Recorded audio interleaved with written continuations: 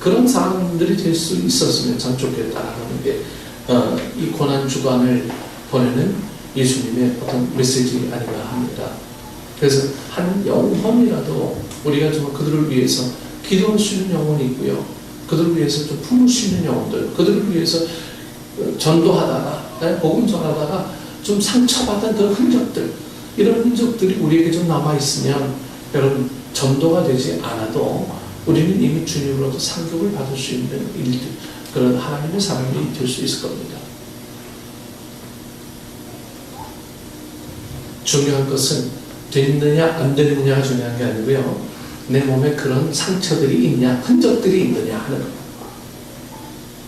그런 흔적들이 우리에게 없으면 예수님을 믿는다라고 얘기하는 우리의 모습들이 정말 온전해질 수가 없는 거예요.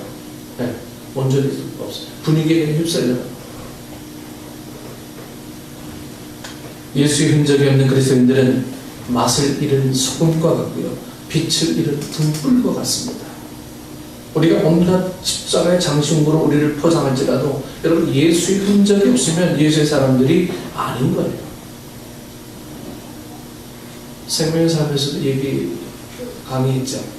스티븐 호킹 박사를 예를 들면서 여러분 이 전 세계에서 가장 똑똑한 사람은 스티븐 호킹 박사잖아요. 근데 이 말도 제대로 못하고요. 이 사진은 완전히 근육 마비가 돼가지고 그냥 뭐 말해도 이 정도밖에 못해. 머리는 전 세계 우주를 품고 있는 전 세계에서 가장 똑똑한 사람이지만 손, 발, 온 사제 말을 안 들어. 인간적으로 보면 불쌍합니다. 그렇죠? 여러분 우리도요. 교회의 머리 대신 예수님께서 우리 보고 원하는 이유가 있어요. 원하는 것들이 있어요.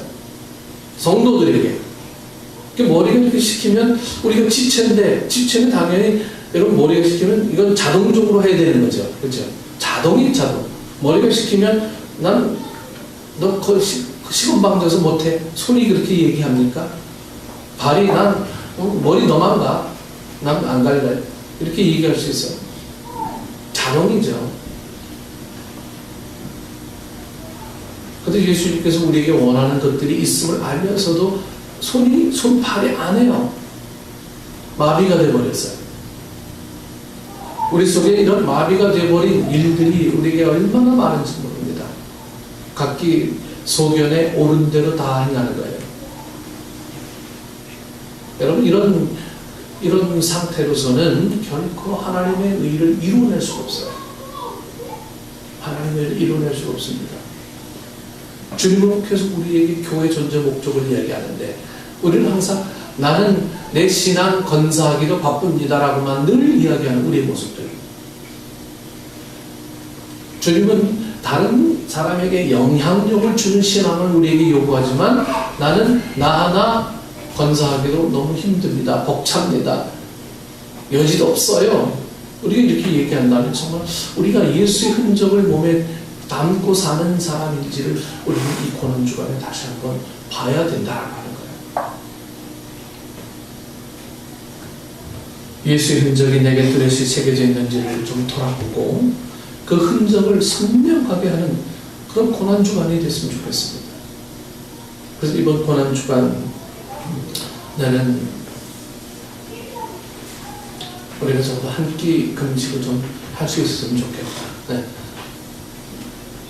함께 금식하고 그리고 주님을 위해서 기도하고 그냥 밥 안 먹는 걸로 끝나지 마세요.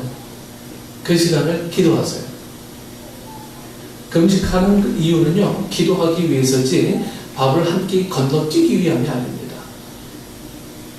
지금도 예루살렘 개신교회가 몇 개가 있거든요. 그 교회에서는요 고난주간 여러분 어떻게 보내는지 아세요? 새벽에 예배드리죠. 아침에 모여서 예배드리죠. 또 점심때 모여서 다 금식하면서 점심때 모여서 그들은 또 예수님의 그날 월요일날 뭘 했는지 그날 그걸 해가면서 또 묵상하지요.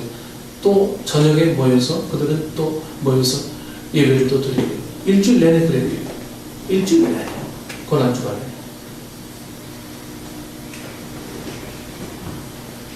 예루살렘에 있는 그 교회 중 어떤 교회가 그렇게 한다. 그리고 예수님이 올라간 그 십자가의 길을 그들도 똑같이 갔는데 각기 자기가 짊어져야 될 마음의 십자가를 다 걸어가지고 그 갈보리산 올라가서 거기서 그 금요일날은 그 산에서 철야기도 하고 내려와서 토요일은 쉬고 주일날 부활 예배를 드린다고 합니다. 여러분 얼마나 감동스럽겠습니까? 부활이요. 그냥 일주일 동안 고난주간이면서도 아무것도 행하지 않고 부활, 할렐루야 부활하셨네 라고 얘기하는 우리의 고백과 일주일 내내 고난을 살면서 부활의 기쁨을 아는 그들의 예배는 여러분 천지 차이입니다.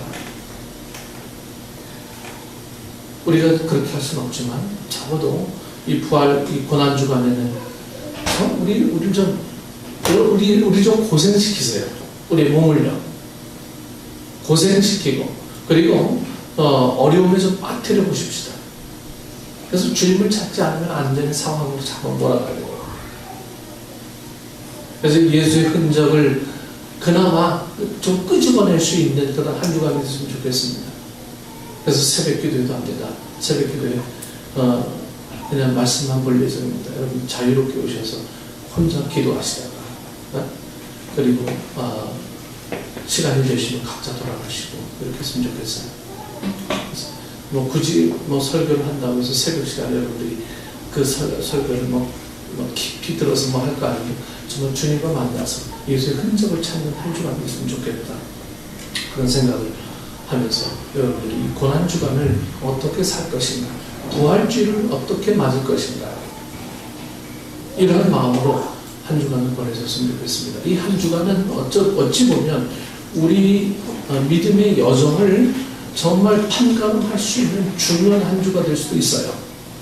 왜? 예수의 흔적을 다시 찾아내는 그런 길이니까요. 예수의 흔적을 찾으면요, 사도 바울처럼 예수의 흔적을 자랑할 수 있는 하나님의 사람이 될 줄 믿습니다. 그런 마음으로 사셔서 우리 모든 식구들이 이제는 정말 예수의 흔적을 자랑할 줄 아는, 섬길 줄 아는 진정한 섬김이 뭔지, 예수님의 명령을 이행할 줄 아는 그런 성도들 다 되셔서 하나님의 교회를 위해 예수님부터 칭찬받는 우리 식구들 되기를 축원합니다. 기도하겠습니다.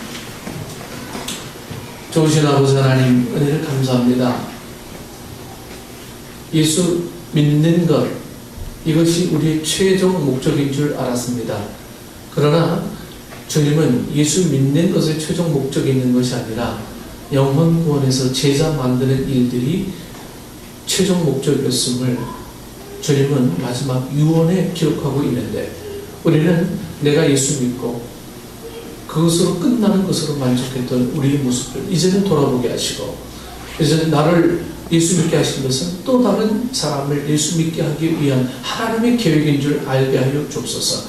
아직까지 우리도 전도의 심한 고통 속에 상처가 남은 기억이 없다면 우리가 전도의 세계로 들어가게 하시고, 우리 부모님들을 전도할 줄 아는, 부모님들을 정말 구원의 길로 인도할 줄 아는 우리 모든 식구들 될 수 있도록 주님 역사하여 주옵소서. 우리 이웃들을 증거할 수 있는, 전도할 수 있는 저희들 되게 하시고, 말씀 속에서 강건하여지고 예수의 흔적을 우리가 온전히 찾을 때에 정말 예수님께서는 우리를 향한 하나님의 놀라운 일들이 우리가 우리가 확인되어지기 전에 이 땅에, 이 재단에 아름답게 열매로 돌려줄 줄 믿사오니 우리가 그 기대감을 갖고 다시 한번 내 안에 예수의 흔적을 회복하는 저희들 될 수 있도록 주님 역사하여 주옵소서.